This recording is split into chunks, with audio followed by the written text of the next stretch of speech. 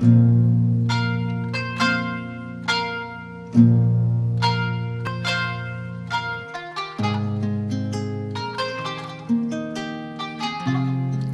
الأمة، نحن هنا ونقاتل لله وللدين. من أرض الحرب نحييكم ونقول لكم نحن فلسطين.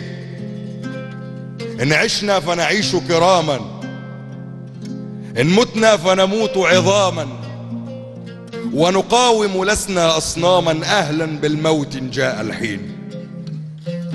تتخيل كده تصحى من النوم على صوت النشرة وعلى الأخبار بتقول الأمم المتحدة تعلن وقف لإطلاق النار، قد نجحت قوات الأقصى بدخول مدينة تل أبيب، والأمن يعود إلى غزة من دون حصار. تتخيل كده نفسك رايح بتزور القدس بدون فيزا، ويجي لك يوم تفرح وتقول أهل فلسطين أصبحوا أحرار.